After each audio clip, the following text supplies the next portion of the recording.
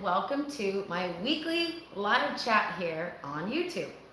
For those of you just joining us for the first time, welcome. For those of you joining us again, welcome back. We already have some comments, it looks like, so let me just go through here. I can't always see your comments as I'm live. Brian says establishing perennial cover crops in several beds.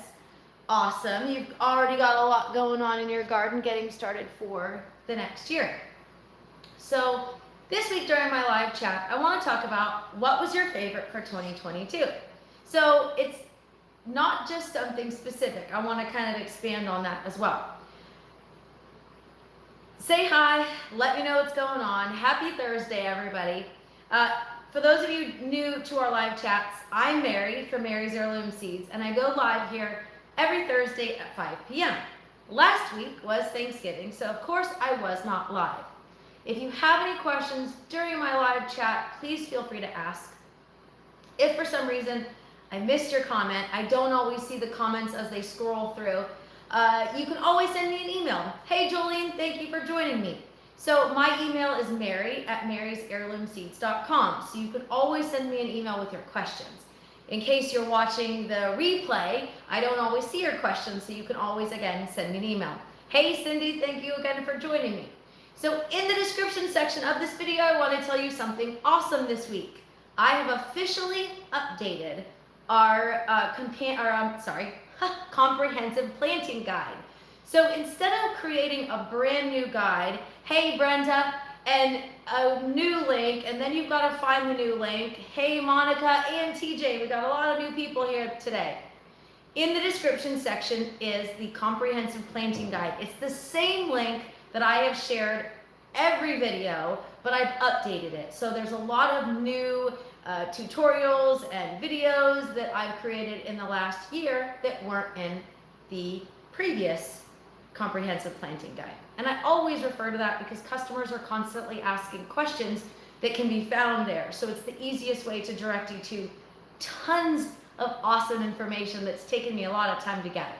So, hey Belinda, thank you for joining me. She says, love the garlic package. Awesome, thank you, and happy planting. So today is a little bit of a different video. Monica says, I'll be bouncing back and forth. The pattern I'm using is on my iPad. Not a problem. So this is kind of a year end almost, what was awesome in your garden this year. But also I want your feedback on your favorite video maybe that we did, or a favorite topic that we did for 2022. Cindy says, will you have a catalog? I will never create a printed catalog. We started Mary's Heirloom Seeds back in 2011, and in order to stay as eco-friendly as possible and continue to reduce waste, a paper catalog just isn't something that I want to do. But you will find over 850 varieties of heirloom seeds, as well as free planting information in our online catalog, which is pretty awesome.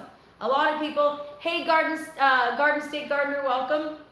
So it's pretty awesome. You're watching me here on the internet.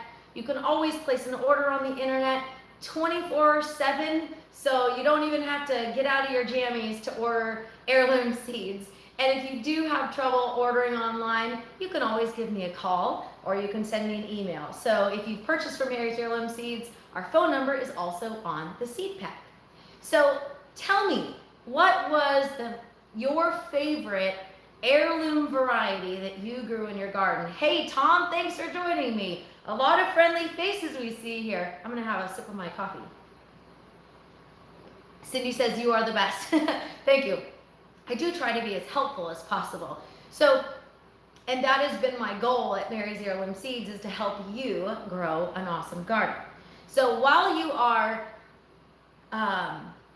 letting your brain kind of stew on, hey Denise, letting your brain kind of think about what was your favorite part of your garden this year. What was something, maybe you added something new and it was like, wow, this is awesome. I definitely have to grow this next year. Or maybe it was something like, listen, Mary, I grow the same thing every year because that's my favorite. So I will add my favorite while you think about it. I'm gonna put my coffee down. Seminole pumpkin. So if you follow me on Facebook, recently I made a post about my Garden State Gardener says Reb Habanero. Ooh, that's a really good one. Recently I made a post about Seminole pumpkin. Sunflowers for sure, TJ says. This Seminole pumpkin experiment, now this is a recent Seminole pumpkin. This isn't one of my older ones, but I do have, this one is an older one. The Seminole pumpkin experiment I did, I sent this out in an email just in case you aren't in my email list. We have this also on Facebook as well. Jolene says, Clemson spineless as always. Awesome, I missed part of that, sorry. Let me see, what'd you say? Favorite purple potted green beans. Ooh, the royalty purple, those are awesome. So in my Seminole pumpkin experiment, I grew these the very first year that we moved to Texas. So we moved here in June of 2021, and I planted these in July of 21. We harvested them in, I want to say October, November, and they lasted in our storage cabinet for a full year.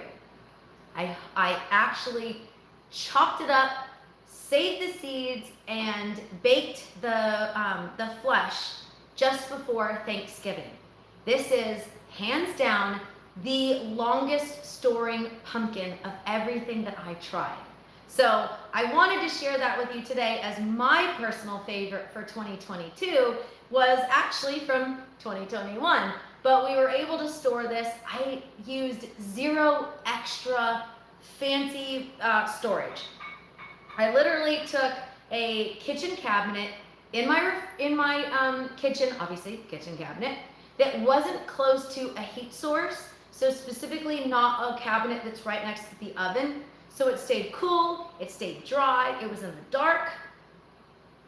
This one, not this one, that one I just showed you. This one's from this year. 1 year I got on my food storage. So my goal for 2023 in my garden is to be more intentional with my food storage. We've seen a lot of different YouTube channels, homesteaders, Facebook groups, social media groups that have been talking about different food issues they have. So this is a really good one to do.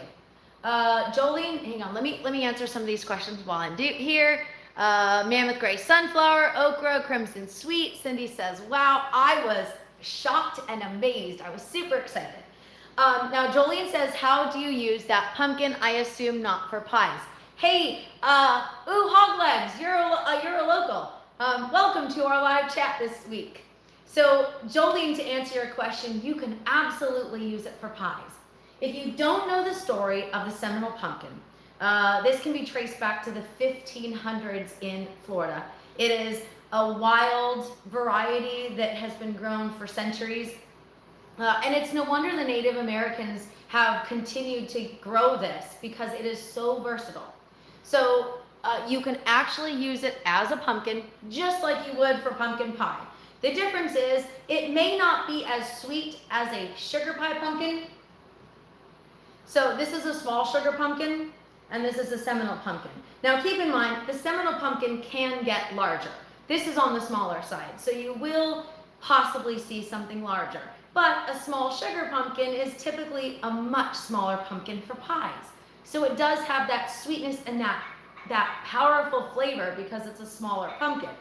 You can definitely use a Seminole pumpkin for a pie. You're just gonna want to adjust the flavor accordingly.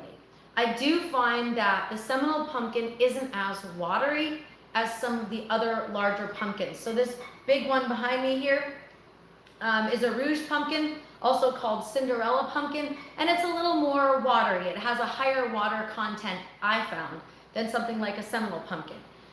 It's so versatile. You can slice it lengthwise, you can slice it in like you would an apple almost, and you can bake it that way. Listen, I like simple recipes. I like easy recipes because we work hard in our garden, and I try to keep that part of it simple, and then I like to keep my cooking simple. I don't need 50 ingredients for a single meal or dish. So I will take this, I will drizzle it with olive oil, a little bit of sea salt and pepper and garlic, of course. Who doesn't like garlic? Super easy. So that's a good to know. Jolene says, small family needs smaller items. Yes, simple. I really do like simple.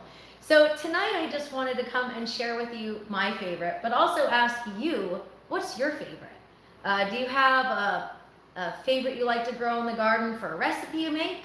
Let's see. Cindy says, I have tough times with garlic. Cindy, have you seen my updated garlic planting tips? That was sent out in an email, I think in August. So if you missed that, I definitely sent it out in an email, or you can check out my website. Again, in the description section of this video, you'll find an updated version of our comprehensive planting guide. In the comprehensive planting guide, you will find the updated version of my garlic planting tips. Hey Linda, thanks for joining me. Oh, you're never late. Just by the way, in case you missed some of this video, or you're busy, life happens, you gotta feed your kids, you gotta, chase after the dog and let him out, you can always watch the replay, so that works as well. Belinda says, I don't have the kelp for the garlic. That's absolutely okay. I do a soak with the kelp, but it's not required. It's an optional step, I guess. You can always plant them. Like you said, you've got organic soil and compost. You're absolutely fine. You will want to make sure that you fertilize regularly at the appropriate times, because garlic is considered a heavy feeder. Cheers. Coffee. Sometimes I have tea. Sometimes I have coffee. Tonight, I'm drinking coffee. So, now, you tell me, what was your favorite? Tonight, we've already had answers like the Clemson Spineless. That's a fantastic one. We had Mammoth Gray Sunflower. We have Crimson Sweet Watermelon. I think my favorite watermelon to date is the Moon and Stars Yellow Flesh Watermelon. It was good. Linda says, our favorite was the Ruby Queen beets we got from you. They did fantastic. And Belinda asked, what's the best fertilizer? So my favorite is the Mountain Flower Root Boost. It is not high in any of the nutrients, which is a good thing. You want a good, in the middle, even fertilizer. It also has beneficial nutrients in it and beneficial bacteria, as well as azomite. So you have good bacteria and you have bad bacteria in your garden generally, and this is a good one. So you've got lots of different microorganisms. Thank you. Kind of make sure I say that right. Belinda, it is called a Mountain Flower Root Boost. If you go to marysheirloomseeds.com, you can check out the soil amendment section, and it's right there. We sell it by the pound, I think 2 pounds as well. So that is an awesome. Hogleg says, use Mountain Boost in planting everything, and it's fantastic. Yes, I know you really like that one, so it's a really good one. It has things your soil needs to feed your plant. And with the beneficial microbes in there, it will create a good life in your soil to give you life in your plants. So if you've got any questions, you can always send an email as well. If you can't find it, the search option at Mary's Heirloom Seeds will give you an answer if you just type it in there and you'll find it. What else? What was your favorite this year, or maybe next year? What are you excited to grow for next year? I know that the Seminole pumpkin that I mentioned to you, we've grown it here, we've grown it in California, we've grown it in Florida, and it's always been a great crop to grow. Now that I have tried my experiment, a year-long experiment, I don't know about you, but I don't always have patience to wait a whole year for something. But in the garden, we all know, it's a garden, not a microwave. So nothing necessarily happens instantly in the garden. And I did want to share with you one more thing. So while you guys are joining me and while you're racking your brains to tell me what is your favorite that you grew in your garden for 2022, I wanted to share with you one of the trays that we planted. Cindy said, I'm taking notes on all favorites so I can buy them. That's a good one. We also have, so a couple years ago, I created something called A Few of My Favorite Things. And the Mammoth Gray Sunflower is included in those because it is definitely one of my favorite things. Jade Bush Bean, which is my favorite to make dilly beans. And I did an experiment this year on heat tolerant green beans, and I compared the crop yields in a raised bed with green beans. They were, what were they? Blue Lake bush beans on one side and jade beans on the other. And while the Blue Lake bush beans were a great contender, the jade bush beans outperformed the Blue Lake bush beans as far as crop yields. The germination was about the same, and I made sure I was collecting from the same amount of plants, but the jade bush bean definitely was a winner. Benning's green tint scallop squash is also in A Few of My Favorite Things. It is a small scallop squash that has a green tint. Let's see, jade bean did nice, long and slender.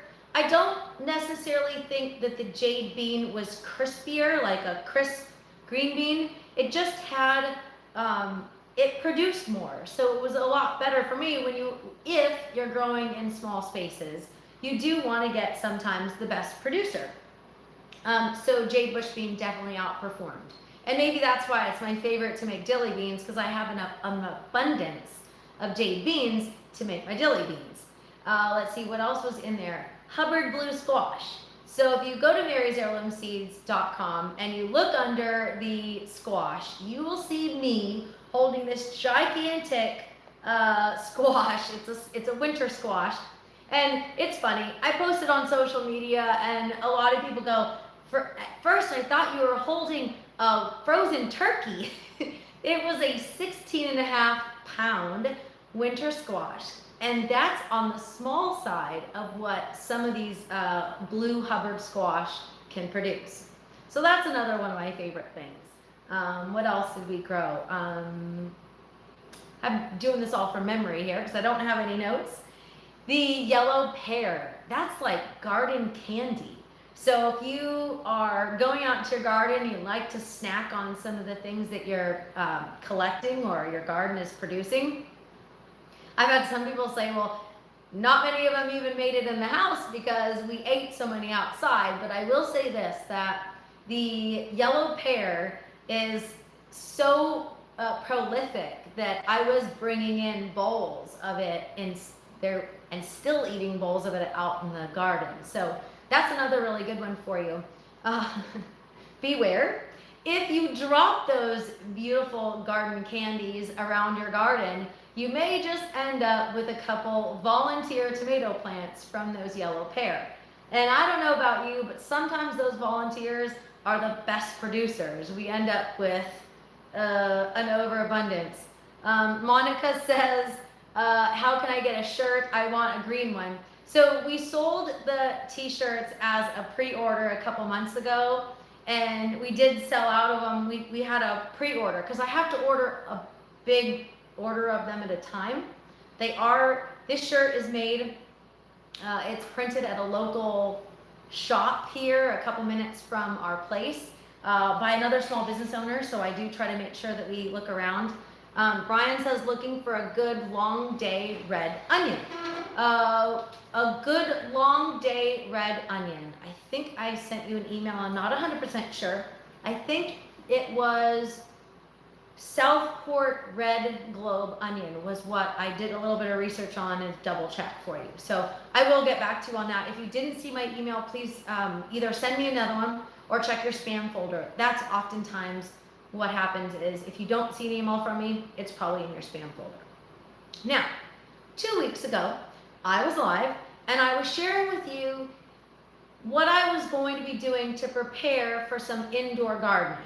So my mom's coming to visit, which is kind of exciting. She's going to be here for a couple days, and I wanted to share with her some greens grown in my garden that I could have right here and show her how easy it was. So I was in my grow tent, adding some microgreens, and this is one of the trays that I grew.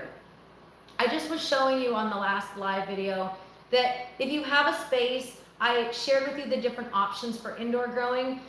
It doesn't have to be super expensive. You don't have to have a whole grow tent for it. Hey Denise, I'm super excited. So this is one of the things that I grew. This is radish microgreens at 6 days. So first of all, I kind of ignored them. Second of all, they did really well being ignored. So I'm going to show you this. So I didn't even overfill it. So you can see those luscious greens. They're so pretty. So there's a couple ways that you can consume these microgreens. You could literally just pull them out and eat them. I used coconut coir, the bulk. I didn't use the mat for these. I have one growing in a mat, but I wanted to just kind of show you how it was. How cool is that? Now, what's the difference between microgreens and radish? Seed-wise, absolutely nothing. So if you're interested in growing microgreens and you want to buy some bulk seeds, this is probably a couple packs of seeds. Brian says, I go grow winter rye for my worms in the winter. Awesome. Garden State Gardener says, love the grow. So what's the difference in the seeds? Nothing. We sell microgreen seeds. You can get them, I think, 4 ounces at a time, and I'll probably have a larger option as soon as I finish live. I'll have a half-pound option for you as well. You can grow, hey Doc, you can grow the exact same seeds for microgreens. It's so easy. It literally takes a couple days and that's it. So I have a thin layer of coconut coir. If you're wondering what kind of coconut coir I'm talking about, it's either the bulk brick or the small brick. Either one totally works. I reconstituted it. I did show you how I was doing this in my last video, but I'm kind of going to go for it again. A thin layer of coconut coir, which can be reused. You don't have to throw this out when you're done. You sprinkle the seeds on the top, add a bunch of water, put it under lights. So in my last video, I shared with you a couple of fun options that were pretty easy you could do. You could put it in a sunny windowsill, but if it's not warm enough, you may not have this beautiful growth. Because this was under a light, a really inexpensive light, by the way, you don't have to buy any fancy equipment. Here we go. 6 days later, I watered it. I made sure the light was on during the daytime for, I think, 7 hours every day. You could do 8 hours. That's it.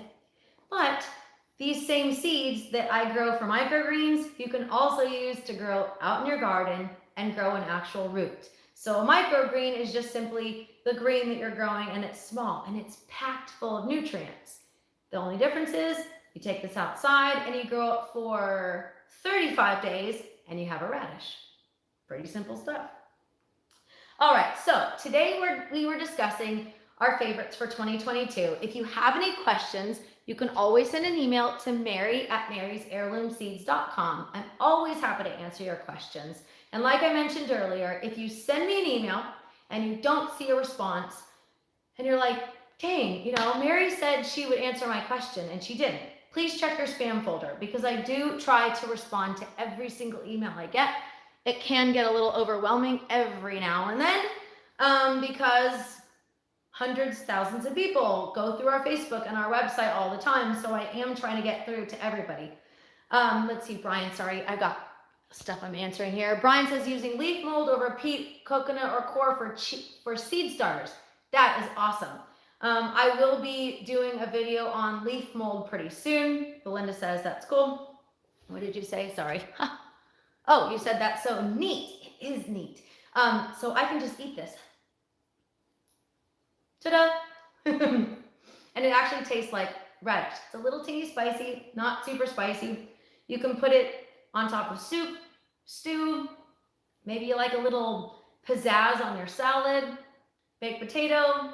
Maybe you don't eat baked potatoes. I don't know. You can put it on pretty much anything. That is it for me tonight. I hope you enjoyed my live chat. I will try to go live here. I'm trying to be more consistent. and go live every Thursday at 5 p.m. Belinda says, is it spicy? It does have a little bit of spice. It's pretty cool. Oh, I almost forgot. I can't believe I almost forgot. This is super exciting. So this Saturday, I'm going live on someone else's channel at 7 p.m. Central Time. So we're in Texas, they're in Texas, and I will be going live. They are the Naked Gardeners. You could call them Naked Gardeners. I believe it's Nekkid Gardeners. So I'm going to be chatting with them. We're going to talk about Mary's Heirloom Seeds. We're going to talk about some awesomeness that's going on this year. And hopefully you learn something new. So I will share a link to their profile as soon as I'm done with this video. I will share it in the description section of this video, and I will share it in the comments just so you know. So stop back by as soon as I finish my video, and I'll share a link to their YouTube channel. They will be live. We will be live this Saturday. Today's the 1st, so that will be December 3rd at 7 p.m. Central Time. Almost forgot to tell you guys that. Oh, and even more awesome, we have a seed giveaway going at Mary's Heirloom Seeds. So right now, starting December 1st through December 6th at midnight, you have a chance to enter our giveaway. It's at marysheirloomseeds.com. That is it for all of this awesomeness tonight. I hope you enjoyed it. And if you've got any questions, please send an email to Mary at marysheirloomseeds.com. I'm Mary, signing off, and happy planting.